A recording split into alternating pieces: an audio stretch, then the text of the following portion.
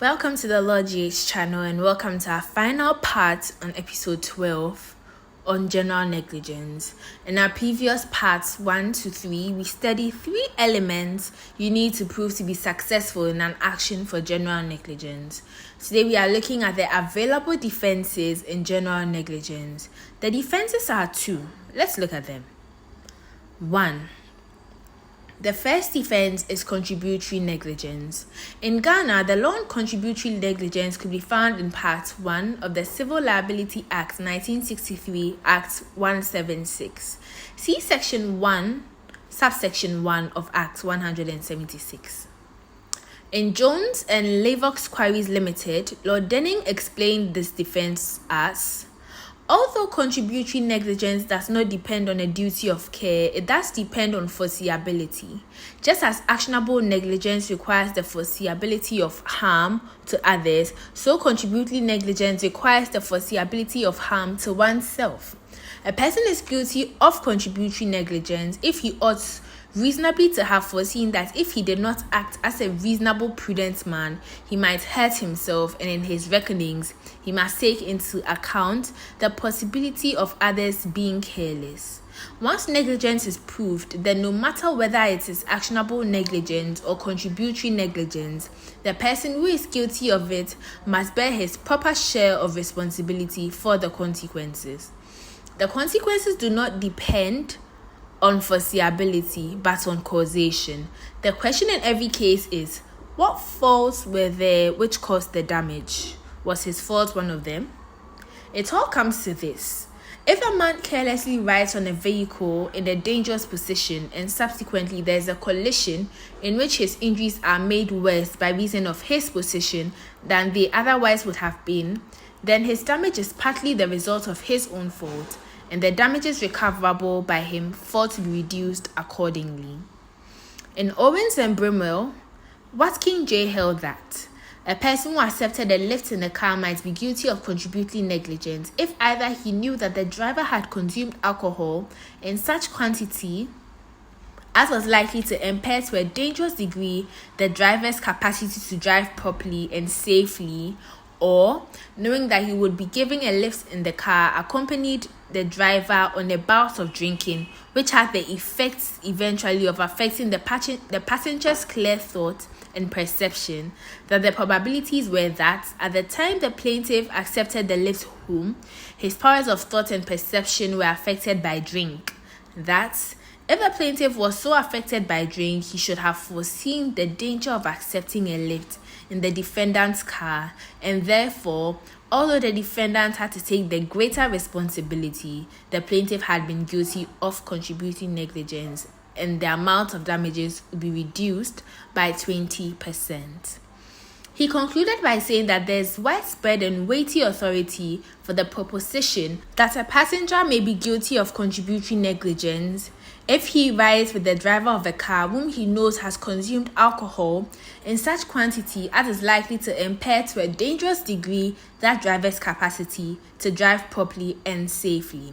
So also may a passenger be guilty of contributory negligence if he, knowing that he is going to be driven in a car by his companion later, accompanies him upon a bout of drinking which has the effect eventually of robbing the passenger of clear thought and perception and diminishes the driver's capacity to drive properly and carefully. See also Lord Edmund Davies in O'Connell and Jackson. 2. The second defense is voluntary non-fit injuria. This defense is sometimes also referred to as voluntary assumption of risk. In Murray and Haringey, Arena, Singleton L.J. in explaining the extent of this defense said, I regard it as clear from the authorities that the implied term is not that the occupier shall guard against every known risk. There are some which every reasonable spectator foresees and of which he takes the risk. It may strike one as a little hard that this should apply in the case of a 6-year-old boy, but in considering liability under an implied term in this contract, it will not be right to introduce a wider term because one of the parties is a youth.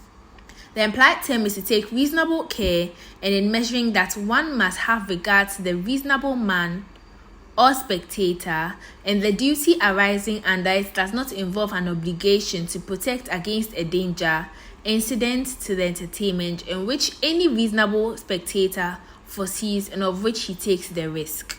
In Hall and Brooklands Auto Racing Club, Scruton LJ also said, it was the duty of the appellants, the owners and occupiers of the course, to see that it was as free from danger as reasonable care and skill could make it, but that they were not insurers against accidents which no reasonable diligence could foresee, or against dangers inherent in a sport which any reasonable spectator can foresee and of which he takes the risk. He ended by saying this is not an absolute warranty of safety, but a promise to use reasonable care to ensure safety. What is reasonable care would depend on the perils which might be reasonably expected to occur, and the extent to which the ordinary spectator might be expected to appreciate and take the risk of such perils. Bowater and Rowley Regis Corporation, Scott LJ held that, with regards to the doctrine voluntary non-fit injuria, I will add one reflection of a general kind. That general maxim has to be applied with special careful regard to the varying facts of human affairs and human nature in any particular case, just because it is concerned with the intangible factors of mind and will. For the purpose of the rule, if it be a rule, a man cannot be said to be truly willing unless he is in a position to choose freely, and freedom of choice predicates not only full knowledge of the circumstances on which the exercise of choice is conditioned, so that he may be able to choose wisely, but the absence from his mind of any feeling of constraint, so that nothing shall interfere with the freedom of his will. Without purporting to lay down any rule of universal application, I venture to doubt whether the maxim can very often apply in circumstances of an injury to a servant by the negligence of his master. When the servant is engaged specifically for the performance of a dangerous duty, and the presence of the danger is a mutually recognized element in the bargain for remuneration, the servant obviously undertakes the risk for the sake of higher pay. Lastly, in the Ghanaian case of JC and State Gold Mining Corporation, Owusu Adoje clearly explained that to succeed on the defense of voluntary non-fit injuria, the defendants must prove the fact that the plaintiff voluntarily and freely, with full knowledge of the nature of the risk, impliedly agreed to incur it.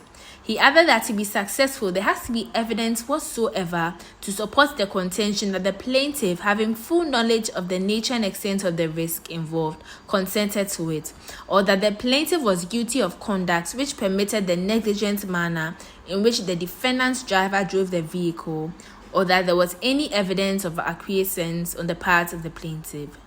This is the end of episode 12. We hope you join us for our subsequent episodes. Please remember to subscribe, like, write your comments, and share. Thank you.